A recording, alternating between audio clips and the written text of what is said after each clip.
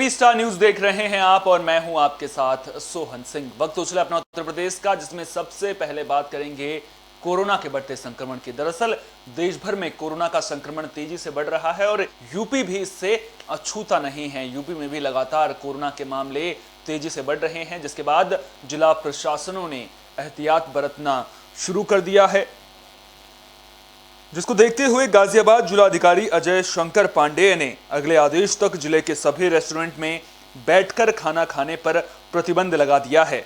अब रेस्टोरेंट केवल online delivery ही कर सकेंगे।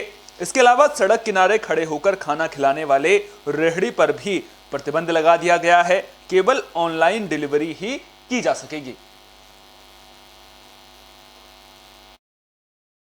देखो जी, जैसा सरकार का मर्जी है, हमें तो ऐसा करना है। हम बैठाएंगे नहीं, कोई ऑनलाइन आ जाते तो दे देते, नहीं तो बंद कर देंगे। बस सीधा सिस्टम ये है भाई जी। कितना फर्क पड़ेगा? फर्क तो बहुत पड़ेगा जी, 25% में नहीं रह जाएगा काम। सिर्फ पैक करके देते हैं सर, भीड़ नहीं लगाते हैं। आ रहे हैं, पैक करके दे रहा हूँ, बोल रहा हूँ भीड़ मत लगाओ, क्योंकि भीड़ लगाने पे 1000 रुपया चलान है। अगर मास्क नहीं लगा रहेगा तो क्या करें? तो एहतियात बरत रहे हैं? हाँ जी, एहतियात बरतने आप भी मास्क लगा के रखे हैं? हाँ जी, मास्क लगा के रखते हैं। सैनिटाइजर वगैरह रखे हो? हाँ जी, सैनिटाइजर वगैरह सब रहता है। अच्छा, तो आप खाली पैक करके दे रहे हैं? सिर्फ पैक करके देते हैं।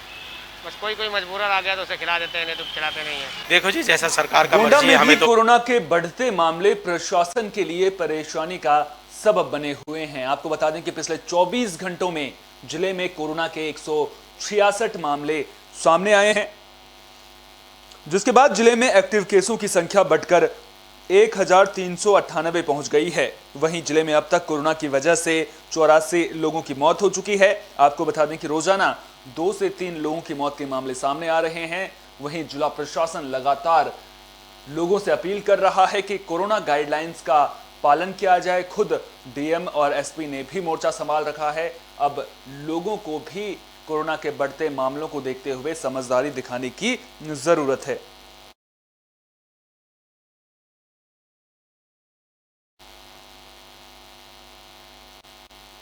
पंजाब की रोपड़ जेल से बांदा शिफ्ट किए गए डॉन मुख्तार अंसारी की मुश्किलें थमने का नाम नहीं ले रही हैं। आपको बता दें कि मुख्तार अंसारी पर एक और मुकदमा दर्ज हो सकता है। आपको बता दें कि रूपनगर जेल से राज्य की बांदा जेल में वापसी करने वाले बाहुबली विधायक मुख्तार अंसारी की मुश्किलें लगातार बढ़ रही हैं। मुख्तार अंसारी को पंजाब में पेशी के दौरान प्रयोग में लाई गई बाराबंकी के एम्बुलेंस के मामले में मऊ की बीजेपी नेता डॉक्टर अलका राय, उनके भाई की गिरफ्तारी के बाद मऊ से बीएसपी विधायक मुख्तार अंसारी पर एक और केस दर्ज होना तय है। यमुना प्रसाद ने बताया कि एसआईटी जांच के बाद यह गिरफ्तार की गई है। डॉक्टर अलका राय पर फर्जी दस्तावेज के आधार पर एम्बुलेंस का पंजीकरण कराने का आरोप है। दोनों को मंगलवार को कोर्ट में पेश किया जाएगा। इस मामले में एक आरोपी राजनाथ यादव की पहले ही गिरफ्तारी हो चुकी है। पुलिस अधीक्षक बाराबंकी ने बताया कि डॉक्टर अलका राय ने कहा था कि माफिया डॉन मुख्तार ने जबरन कागज पर हस्ताक्षर कराए थे। अलका राय के बयान के आधार पर बाराबंकी पुलिस ने मुख्तार के खिलाफ साजिश और जालसाजी का मुकदमा दर्ज कर लिया। तो आप जाने कि मुख्तार अंसारी के खिलाफ साजिश और जालसाजी का मुकदमा दर्ज किया गया है। बताएं पूरा प्रकरण क्या था जो एम्बुलेंस का? जी देखिए, अभी तक तो मुझे पता नहीं क्या क्या खबरें मिली हैं कि बाराबंकी में मेरा अस्पताल था और क्या क्या था। तो मैं बाराबंकी से तो मेरा कोई नाता नहीं है। हाँ, मुख्तार अंसारी हम लोगों के विधायक हैं और कुछ साल पहले बहुत पहले की बात है कि उन्होंने कुछ एक मैसेज भिजवाया था और कुछ कागज़ भिजवाए थे कि वो एक एम्बुलेंस ख़रीदना चाहते हैं। विधायक होने के नाते पब्लिक के लिए एम्बुलेंस चाहिए था और वो किसी हॉस्पिटल के ही नाम पे एम्बुलेंस अलॉट होता है। जनपद बाराबंकी में फेक डॉक्यूमेंट्स के आधार पे एक एम्बुलेंस रजिस्टर की गई थी, जिसके आधार पे एक मुकदमा 369/21 धारा 419 67 68 71 120 दर्ज किया गया था। इसमें डॉक्टर अलका राय के नाम से फेक डॉक्यूमेंट्स के आधार पे एम्बुलेंस रजिस्टर कराई गई थी। इनके साथी शेषनाथ राय जो इसमें गारंटर थे, ये मिलकर के इसका रजिस्ट्रेशन कराए थे। खबर झांसी से है, जहां महारानी लक्ष्मीबाई मेडिकल कॉलेज की पैथोलॉजी लैब पर सवाल खड़े हो रहे हैं। आपको बता दें कि प्लाज्मा डोनर्स को सैंपल के लिए घंटों का इंतजार करवाने का आरोप लग रहा है। आरोप है कि प्लाज्मा डोनेशन के लिए तैयार लोगों को यहां घुमाया जा रहा है। मिली जानकारी के मुताबिक 3 प्लाज्मा डोनर ललितपुर से मेडिकल कॉलेज झांसी पहुंचे थे, लेकिन डोनर के सैंपल को लेकर उन्हें करीब 2.5 घंटे तक इंतजार करवाया गया।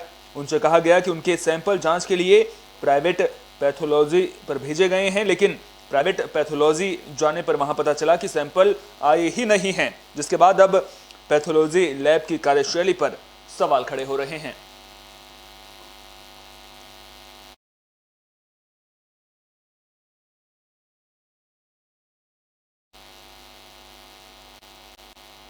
दरअसल एम्बुलेंस की व्यवस्था इसलिए होती है ताकि जो मरीज हैं उन्हें अस्पताल तक पहुंचाया जा सके, लेकिन यहां एम्बुलेंस का इस्तेमाल किसी दूसरे ही काम में किया जा रहा है। खबर कुशीनगर से है, जहां कोरोना काल का शराब तस्कर लाभ उठा रहे हैं।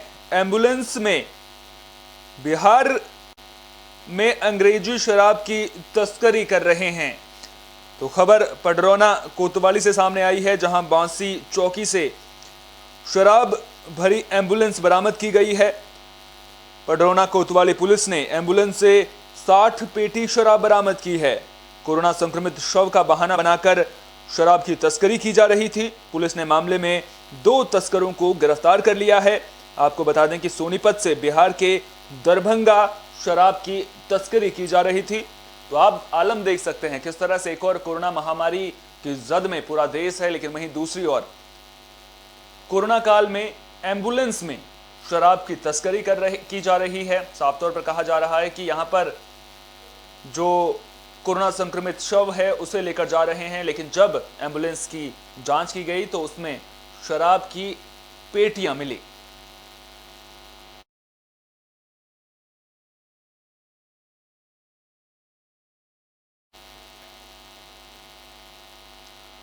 शाहजहांपुर से खबर सामने आ रही है, जहां एक युवक ने पानी की टंकी पर चढ़कर प्रदर्शन किया। दरअसल ये युवक अपनी मांगे ना माने जाने से नाराज था, जिसके बाद ये पानी की टंकी पर चढ़ गया।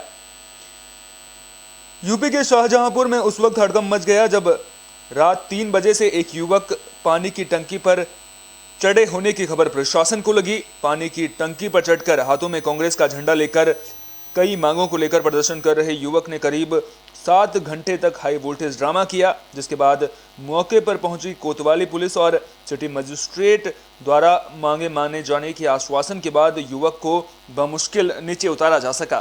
टंकी पर चढ़ा युवक के नीचे उतरने के बाद प्रशासन ने राहत की सांस ली है। दरअसल कोतवाली थाना क्षेत्र के मोहल्ला बंगस का रहने वाला आमिर पठान रात के करीब 3 बजे पानी की टंकी पर चढ़ गया था और करीब 80 फीट ऊंची पानी की टंकी पर चढ़कर प्रदर्शन करने लगा। जैसे ही प्रशासन को मामले की जानकारी मिली, जिसके बाद इस युवक को नीचे उतारा गया। आश्वासन मिला है आपको प्रशासन की तरफ से? दिया है तो उन्होंने कहा है कि ये काम जल्द से जल्द किया जाएगा। हमने भी ये कहा है कि अगर जल्द से जल्द नहीं हुआ तो फिर ये आंदोलन होगा। आप कितने बजे से टंकी पे चढ़े हुए थे? 3 बजे रात को। और अब कितने बजे उतरे हैं आप? क्या टाइम है? 11 बजे 10 बजे। यदि आपकी मांगें पूरी नहीं होती हैं तो उसके बाद क्या? फिर ये आंदोलन होगा। जब मुझे जानकारी हुई तो युवक टंकी पर चढ़ चुका था और कोई कांग्रेसी कार्यकर्ता बताया जा रहा था। आश्वासन मिला है आपको? झांसी में एक रेलवे कर्मचारी की बहादुरी का वीडियो जमकर सोशल मीडिया पर वायरल हो रहा है। आपको बता दें कि एक मासूम बच्चा अपनी मां के साथ जा रहा था। इसी दौरान वो पटरी पर गिर गया, जिसके बाद रेलवे कर्मचारी ने उसकी जान बचाई। तस्वीरें हम आपको दिखा रहे हैं। ये देखिए किस तरह से रेलवे कर्मचारी ने इस मासूम की जान यहां पर बचाई है। ये तस्वीरें झांसी रेलवे स्टेशन की हैं। देखिए किस तरह से ये बच्चा, एक मासूम, नीचे पटरी पर गिर गया था। इसने ऊपर चढ़ने की कोशिश की लेकिन ऊपर नहीं चढ़ पा रहा था, जिसके बाद जो पॉइंटमैन वहां पर मौजूद था वो तेजी से बच्चे की ओर भागा और उसके बाद उस बच्चे को सुरक्षित बचा लिया। तो अब ये वीडियो सोशल मीडिया पर जमकर वायरल हो रहा है। आपको बता दें कि दूसरी तरफ से ट्रेन तेजी से आ रही थी, लेकिन ट्रेन बच्चे तक पहुंच पाती उससे पहले ही ये जो पॉइंटमैन था वो तेजी से बच्चे की ओर भागा और उसके बाद उसने इस बच्चे की जान बचाई। आपको बता दें कि अब ये वीडियो सोशल मीडिया पर जमकर वायरल हो रहा है। बताया गया है कि ये वीडियो 17 अप्रैल की शाम करीब 5 बजे का है, जब एक मासूम अपनी मां के साथ पैदल जा रहा था। तभी खेलते खेलते वो पटरियों पर जा गिरा। इसी दौरान तेज गति से आ रही ट्रेन की चपेट में ये मासूम आ सकता था, लेकिन जैसे ही पॉइंटमैन की नज़र इस बच्चे पर पड़ी, वो अपनी जान की परवाह किए बिना तेजी से दौड़ता हुआ बच्चे की ओर भागा और कुछ ही सेकंड में उस कर्मचारी ने बच्चे की जान बचा ली।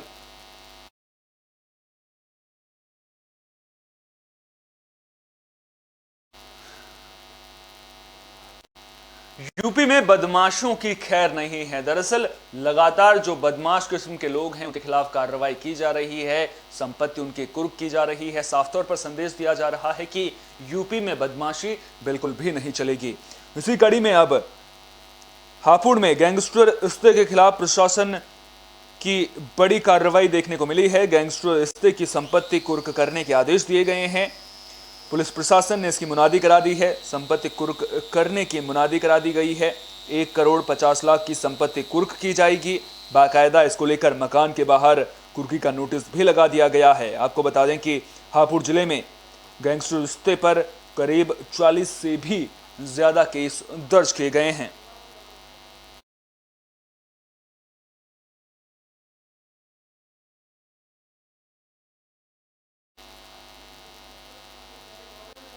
आगरा से सड़क हादसे की खबर सामने आ रही है। आपको बता दें कि एक तेज रफ्तार बस अचानक पलट गई।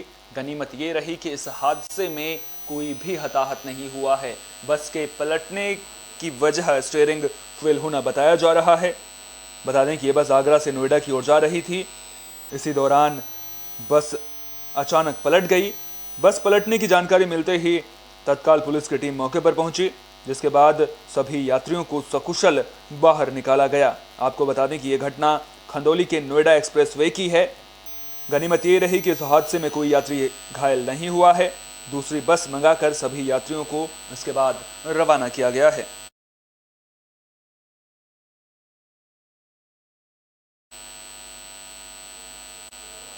कन्नौज से भी सड़क हादसे की खबर सामने आ रही है। दरअसल यहां पर एक तेज रफ्तार कार अचानक डिवाइडर से जा टकराई, जिसके बाद देखते ही देखते कार में अचानक आग लग गई और कार आग का गोला बन गई। तस्वीरें हम आपको दिखा रहे हैं किस तरह से कार ने अचानक से आग पकड़ ली और देखते ही देखते कार जलकर राख हो गई। मेरी जानकारी के मुताबिक टायर फटने के बाद कार में आग लग गई थी, जिसके बाद कार सवार जो लोग थे उन्होंने कूदकर अपनी जान बचाई। कार सवार 4 लोग आगरा से लखनऊ की ओर जा रहे थे। मामले की जानकारी मिलने के बाद पुलिस की टीम मौके पर पहुंची, जिसके बाद राहत बचाव का काम शुरू किया गया। अब तस्वीरें देखिए किस तरह से जो कार है वो जलने के बाद पूरी तरह से राख हो गई थी। आपको बता दें कि ये घटना तिरवा कोतवाली के फगुहा कट की बताई जा रही है, जहां एक कार अचानक देखते ही देखते आग का गोला बन गई।